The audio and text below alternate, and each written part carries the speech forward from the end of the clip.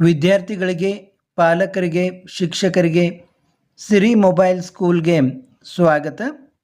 ಈಗ 1ನೇ ತರಗತಿಯ ವಿದ್ಯಾರ್ಥಿಗಳಿಗೆ ಕನ್ನಡವನ್ನು ಯಾವ ರೀತಿ ಕಲಿಸಬೇಕು ಅಂತ ವಿಡಿಯೋದಲ್ಲಿ ನಾವು ಹೇಳ್ತಾ ಇದ್ವಿ. ಈಗ ಹಿಂದಿನ ವಿಡಿಯೋದಲ್ಲಿ ವರ್ಣಮಾಲೆ, ಸ್ವರ, ವ್ಯಂಜನ ಇತ್ಯಾದಿಗಳನ್ನು ಹುಡುಗರಿಗೆ ಯಾವ ರೀತಿ ರೂಢಿ ಮಾಡಿಸ್ಬೇಕು ಎನ್ನುವುದನ್ನು ನಾವು ಚರ್ಚೆ ಮಾಡಿದ್ವಿ. ಈಗ ಮುಂದಿನ ಭಾಗವನ್ನು ನೋಡೋಣ. ಇಲ್ಲಿ ನೋಡಿ, ಒಂದು ವಿದ್ಯಾರ್ಥಿಯ ಬರೆದಂಥ ನೋಟ್ ಪುಸ್ತಕ ಇದು. ಇಲ್ಲಿ ನೋಡಿ ತಾರೀಖು ಕೂಡ ಹಾಕಿದ್ದಾರೆ. ಒತ್ತಕ್ಷರಗಳು, ಮುಂದೆ ನಾವು ಒತ್ತಕ್ಷರಗಳನ್ನು ರೂಢಿ ಮಾಡಿಸ್ಬೇಕಾಗ್ತದೆ. ಕ, ಖ, ಗ, ಘ, ಯ. ಇಲ್ಲಿ ಕಕ್ಕೆ ಯಾವ ರೀತಿ ಒತ್ತಕ್ಷರ ಬರಿಬೇಕು, ಖಕ್ಕೆ ಯಾವುದು, ಗಕ್ಕೆ ಯಾವುದು, ಹೀಗೆ ವಿದ್ಯಾರ್ಥಿಗಳಿಗೆ ಒತ್ತಕ್ಷರಗಳನ್ನು ಬರೆಯೋದು ರೂಢಿ ಮಾಡಿಸ್ಬೇಕು. ನಾನು ಈಗಾಗಲೇ ಹೇಳಿದಂತೆ ಎಲ್ಲವನ್ನು 3 ಸಾರಿ ನಾವು ಬರೆಸ್ಬೇಕಾಗ್ತದೆ ತರಗತಿಯಲ್ಲಿ. ನಂತರ ಅವರಿಗೆ 2 ಸಾರಿ ಬರೀಲಿಕ್ಕೆ ಹೋಮ್ವರ್ಕ್ ಅಂತ ಕೊಡಬೇಕು. ಹೀಗೆ ಕೊಟ್ಟದ್ದನ್ನು ಇಲ್ಲಿ ಚೆಕ್ ಮಾಡಿದ್ದಾರೆ ನೋಡಿ. ಚೆಕ್ ಮಾಡಿ ಅವರ ನೋಟ್ ಪುಸ್ತಕವನ್ನು ಚೆಕ್ ಮಾಡಿ ಕೊಟ್ಟಿದ್ದಾರೆ. ಈ ರೀತಿ ನೀಟಾಗಿ ವಿದ್ಯಾರ್ಥಿಗಳು ಬರೆಯಲಿಕ್ಕೆ ಕಲಿಯಬೇಕು. ಇದು 1ನೇ ತರಗತಿ ವಿದ್ಯಾರ್ಥಿ ಬರೆದಿರುವಂಥ ನೋಟ್ ಪುಸ್ತಕ. ಅದಿಂದ ಲದವರೆಗೆ ಬರೆಯಿರಿ ಅಂತ ಹೇಳಿದ್ದಾರೆ. ಇಲ್ಲಿ ನೋಡಿ ಅ, ಆ, ಇ ಬರೆದಿದ್ದಾರೆ. ಇಲ್ಲಿ ಸ್ವಲ್ಪ ಅವು ತಪ್ಪಾಗಿದೆ, ತಿದ್ದಿದ್ದಾರೆ ನೋಡಿ. ಈ ರೀತಿ ಬರೆಯಲಿಕ್ಕೆ ಹೇಳಿದ್ದಾರೆ. ಅಂದರೆ ವಿದ್ಯಾರ್ಥಿಗಳು ಕಲಿತಿದ್ದಾರೋ ಇಲ್ಲ ಅಂತ ನಾವು ಆವಾಗ ಪರಿಶೀಲಿಸಬೇಕಾಗ್ತದೆ. ನಂತರ ಕನ್ನಡ ಅಂಕಿಗಳು, ಕನ್ನಡ ಅಂಕಿಗಳನ್ನು 1ರಿಂದ 30ರವರೆಗೆ ಕನ್ನಡ ಅಂಕಿಗಳನ್ನು ಬರೆಸಿದ್ದಾರೆ ನೋಡಿ. ಡ ಇದು ಹಾಗೆ ಬರೆದಿದ್ದಾರೆ ವಿದ್ಯಾರ್ಥಿ. ಕನ್ನಡ ಅಂಕಿಗಳು ನೋಡಿ, ಒಂದೊಂದು ಸಾಲಿನಲ್ಲಿ 10 ಅಂಕಿಗಳನ್ನು ಬರೆದಿದ್ದಾರೆ. ಈಗ ನೀಟಾಗಿ ಬರೀಲಿಕ್ಕೆ ಅವ್ರಿಗೆ ಕಲಿಸ್ಬೇಕು ಮತ್ತು ಇವನ್ನೇ ನಡುವ ಬಿಟ್ಟ ಸ್ಥಳಗಳಾಗಿ ಕೊಟ್ಟು ಅಂಕಿಗಳನ್ನು ಬರೆಯಲಿಕ್ಕೆ ಅವರಿಗೆ ಹೇಳಬೇಕಾಗ್ತದೆ. ನೋಡಿ, ಇದು ರಿವಿಷನ್. ಈಗಾಗಲೇ ನಾನು ಹೇಳಿದೆ, ಹಿಂದಿನ ಅಕ್ಷರ ಬರೆಯಿರಿ, ಮುಂದಿನ ಅಕ್ಷರ ಬರೆಯಿರಿ ಅಂತ ರಿವಿಷನ್ ಮಾಡಬೇಕು. ಅಂದರೆ ಅವ್ರಿಗೆ ಅಕ್ಷರ ಜ್ಞಾನ, ಯಾವ ಅಕ್ಷರ ಆದ ನಂತರ ಯಾವ ಅಕ್ಷರ ಬರ್ತದೆ, ಯಾವ ಅಕ್ಷರಕ್ಕಿಂತ ಮೊದಲು ಯಾವ ಅಕ್ಷರ ಬರುತ್ತೆ ಅಂತೆಲ್ಲ ಗೊತ್ತಾಗಬೇಕು ಅವ್ರಿಗೆ. ಅದಕ್ಕೆ ಹಿಂದಿನ ಅಕ್ಷರ ಬರೆಯಿರಿ, ಮುಂದಿನ ಅಕ್ಷರ ಬರೆಯಿರಿ ಮತ್ತು ಮಧ್ಯದ ಅಕ್ಷರ ಬರೆಯಿರಿ. ಈ ರೀತಿ ಶಿಕ್ಷಕರು ಯಾರಾದರೂ ಇದ್ದರೆ ನಿಮಗೆ ಸ್ಕೂಲ್ನಲ್ಲಿ ಯಾವ ರೀತಿ ಕಲಿಸ್ಬೇಕು ಅನ್ನೋದು ಗೊತ್ತಾಗ್ತದೆ. ಇಲ್ಲಿ ನೋಡಿ, ಕೂಡಿಸಿ ಬರೆಯಿರಿ. ವನಜ, ನಮನ, ಮದಗಜ, ದವಸ, ಅವಸರ, ಬನ. ಈ ರೀತಿ ಕೂಡಿಸಿ ಬರೆಯಲಿಕ್ಕೆ ಕೂಡ 2 ಅಕ್ಷರ ಶಬ್ದ, 3 ಅಕ್ಷರ ಶಬ್ದ, 4 ಅಕ್ಷರ ಶಬ್ದ ಇವನ್ನೆಲ್ಲ 1ನೇ ತರಗತಿ ವಿದ್ಯಾರ್ಥಿಗಳಿಗೆ ಕೊಡಬೇಕು. ಮತ್ತು ನೋಡಿ, ಸಮ, ಜನರ, ದಸರದ, ಗರಗಸ. ನೋಡಿ, ಬಿಟ್ಟ ಅಕ್ಷರ ಬರೆಯಿರಿ. ಹೀಗೆ ಗರಗಸ, ಇಲ್ಲಿ ನೋಡಿ ರ, ಸರಸ, ಇಲ್ಲೆಲ್ಲ ರಕಾರ, ಇಲ್ಲಿ ದ, ಸ. ಆ ಅಕ್ಷರಗಳನ್ನು ಕೊಟ್ಟು ಬಿಟ್ಟ ಅಕ್ಷರ ಬರೆಯಲಿ ಅಂತ ಹುಡುಗರಿಗೆ, ವಿದ್ಯಾರ್ಥಿಗಳಿಗೆ ಹೇಳಬೇಕು. ವನ, ನಗರ, ಗಗನ. ನೋಡಿ, ಅರ್ಥಪೂರ್ಣವಾದ ಶಬ್ದಗಳನ್ನು ರಚಿಸಲಿಕ್ಕೆ ವಿದ್ಯಾರ್ಥಿಗಳಿಗೆ ಬರಬೇಕು. ಒತ್ತಕ್ಷರಗಳು ನೋಡಿ, ಇದನ್ನೇ ಮತ್ತೆ ರಿವಿಷನ್ ಕೊಟ್ಟಿದ್ದಾರೆ. ಮತ್ತು ಚಿತ್ರ ನೋಡಿ ಪದ ಬರೆಯಿರಿ. ನೋಡಿ, ಪಠ ಅನ್ನುವಲ್ಲಿ ದೊಡ್ಡ ಠ ಬರೆದಿದ್ದಾರೆ ವಿದ್ಯಾರ್ಥಿ, ಅದನ್ನು ಇಲ್ಲಿ ಸರಿ ಮಾಡಿ ಸಣ್ಣ ಠ ಬರೆದಿದ್ದಾರೆ ನೋಡಿ. ಔಷಧ, ಮರ. ಈ ರೀತಿ ಅವರಿಗೆ ಸಣ್ಣ ಚಿತ್ರಗಳನ್ನು ಕೂಡ ತೆಗೆಯಲಿಕ್ಕೆ ನಾವು ಕಲಿಸ್ಬೇಕಾಗ್ತದೆ. ವನ, ಸರ, ಐದಳ, ರಸ, ಗರಗಸ, ನಗರ. ನೋಡಿ, ಅಂದರೆ ಚಿತ್ರಗಳನ್ನು ನೋಡಿ ಅದು ಯಾವುದು ಅಂತ ಗುರುತಿಸಿ ಬರೆಯುವ ಹಾಗೆ ಅವರಿಗೆ ನಾವು ರೂಢಿ ಮಾಡಿಸ್ಲಿಕ್ಕೆ ಬರಬೇಕು. ಇಲ್ಲಿ ನೋಡಿ, ಅದಿಂದ ಣವರೆಗೆ ಬರೀಲಿಕ್ಕೆ ಹೇಳಿದ್ದಾರೆ. ಅದನ್ನು ಕೂಡ ಇಲ್ಲಿ ಬರೆದಿದ್ದಾರೆ ನೋಡಿ.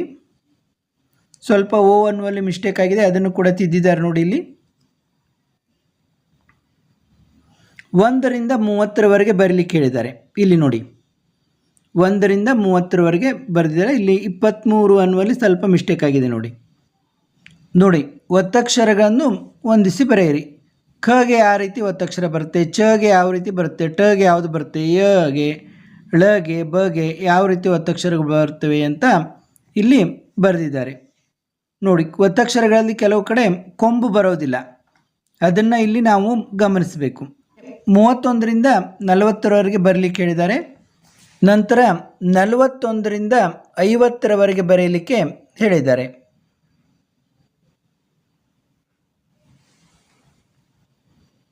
ಆಮೇಲೆ ಎಲ್ಲ ಕೂಡಿ 1ರಿಂದ 50ರವರೆಗೆ ಒಮ್ಮೆ ಬರೀಲಿಕ್ಕೆ ಹೇಳಿದ್ದಾರೆ. ಹೀಗೆ 1ರಿಂದ 50ರವರೆಗೆ ಬರೆಯಲಿಕ್ಕೆ ರೂಢಿ ಮಾಡಿಸ್ಬೇಕು. ಕನ್ನಡ ಅಂಕಿಗಳಲ್ಲಿ ಬರೆಯಿರಿ. ನೋಡಿ, ಇಂಗ್ಲೀಷ್ ಅಂಕಿಗಳನ್ನು ಕೊಟ್ಟು ಕನ್ನಡ ಅಂಕಿಗಳಲ್ಲಿ ಬರೆಯಿರಿ ಅಂತ ನಾವು ಮಿಡ್ಲಾಗಿ ಕೇಳಬೇಕು. ಕೆಲವೊಮ್ಮೆ ಏನಾಗ್ತದೆ, ಹುಡುಗರು ರೂಢಿಯಿಂದ ಬರೀತಾ ಇರ್ತಾರೆ. ಈಗ 8, 12, 16, 23, 27 ಹೀಗೆ ಇಂಗ್ಲೀಷ್ ಅಂಕಿಗಳನ್ನು ಬರೆದು ಕೊಟ್ಟಾಗ ಕನ್ನಡದಲ್ಲಿ 8 ಅಂದರೆ ಯಾವ ರೀತಿ ಬರಿತೀವಿ, 12 ಯಾವ ರೀತಿ ಬರಿತೀವಿ, 16 ಯಾವ ರೀತಿ ಬರಿತೀವಿ, ಹುಡುಗರಿಗೆ ಬರೀಲಿಕ್ಕೆ ಬರಬೇಕದು. ವಿದ್ಯಾರ್ಥಿಗಳಿಗೆ 23 ಯಾವ ರೀತಿ ಬರೀತಾರೆ, 27, 31 ಹೀಗೆ 50ರೊಳಗೆ ಅಂಕಿಗಳನ್ನು ಕೊಟ್ಟಿದ್ದಾರೆ ಬರೀಲಿಕ್ಕೆ ಅವರಿಗೆ. ಅಂದರೆ ನಿಜವಾಗಿ ಅವರಿಗೆ ಅಂಕಿಗಳು ತಿಳಿತಾ ಇದ್ದಾವೋ ಇಲ್ಲ ಅನ್ನೋದು ಗೊತ್ತಾಗ್ತದೆ. ಚಿಹ್ನೆಗಳು ನೋಡಿ, ಇದು ತುಂಬ ಉಪಯುಕ್ತವಾದ್ದು. ಇಲ್ಲಿ ಅಗೆ ಏನು ಚಿಹ್ನೆಗಳು ಬರ್ತವೆ ಇಲ್ಲಿ ನೋಡಿ, ತಲೆಕಟ್ಟು ಅಥವಾ ತಲೆಗಟ್ಟು ಅಂತ ಕೂಡ ಕರಿತೀವಿ ನಾವು. ಆಗೆ ಇಳಿ ಅಂತ ಹೇಳ್ತೀವಿ, ಈ ರೀತಿ ಬರ್ತದೆ ಚಿಹ್ನೆ. ಈ ಗುಡುಸು ಅಥವಾ ಗುಡಿಸು, ಈ ಗುಡುಸಿನ ದೀರ್ಘ. ಉ ಕೊಂಬು, ಉ ಕೊಂಬಿನ ದೀರ್ಘ. ರು ವಟ್ರು ಸುಳಿ ಅಂತ ಕರಿತೀವಿ. ಏತ್ವ, ಏತ್ವದ ದೀರ್ಘ. ಐ ನೋಡಿ, ಕನ್ನಡ 8ರ ಹಾಗೆ ತೆಳಗೆ ಬರ್ತದೆ. ಮೇಲೆ ತಲೆಗಟ್ಟು ಬರ್ತದೆ, ಆಮೇಲೆ ತೆಳಗೆ 8ರ ಹಾಗೆ ಬರ್ತದೆ. ಇದು ಐತ್ವ. ತಲೆಗಟ್ಟು ಮತ್ತು ಈ ರೀತಿ ಒತ್ವ ಅಂತೀವಿ. ಇದು ಒತ್ವದ ದೀರ್ಘ. ಒತ್ವದ ದೀರ್ಘ ನೋಡಿ, ಇದಕ್ಕೆಲ್ಲ ತಲೆಗಟ್ಟು ಬರುತ್ತೆ, ಈ ಕೊಂಬು ಕೂಡ ಬರ್ತದೆ, ದೀರ್ಘನೂ ಬರ್ತದೆ. ಔ ಈ ರೀತಿ. ಔತ್ವ ಒಂದೇ ಈ ರೀತಿ ಬರೆದ್ರೂ ಸಾಕು, ಮೇಲೆ ಬರಬೇಕಿದು ಔತ್ವ. ಆಮೇಲೆ ಅನುಸ್ವಾರ, ವಿಸರ್ಗ,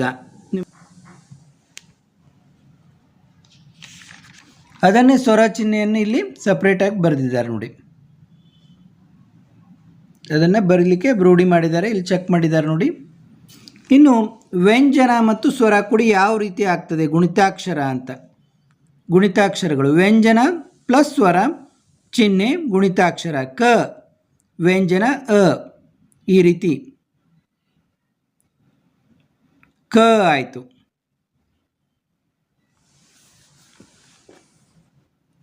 ಈ ರೀತಿ ಇಲ್ಲಿ ತಲೆಕಟ್ಟು ಬಂದು ಕ ಆಯಿತು. ಕ ಆ ಇಲ್ಲಿ ಇಳಿ ಬಂತು, ಇಳಿತ. ಕ ಆಯಿತು. ಇಲ್ಲಿ ಕಿ ಆಯಿತು.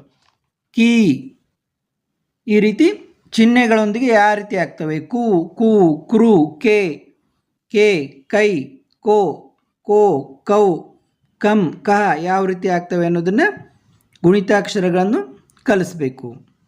ನಂತರದಲ್ಲಿ ನಿಮ್ಗೆ ಗೊತ್ತಿದೆ ಬಳ್ಳಿಗಳು ಬರುತ್ತವೆ. ಬಳ್ಳಿಗಳನ್ನು 2 ಸಾರಿ ಶಾಲೆಯಲ್ಲಿ ಬರೆಸ್ಬೇಕು. ನಂತರ ಅವ್ರಿಗೆ ಹೋಮ್ವರ್ಕ್ ಕೊಡಬೇಕು.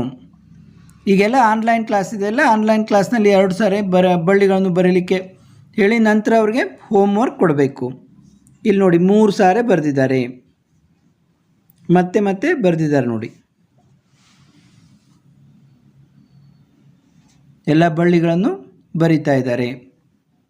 ಗ ಬಳ್ಳಿ, ಘ ಬಳ್ಳಿ, ಚ ಆದಮೇಲೆ ಛ, ಜ,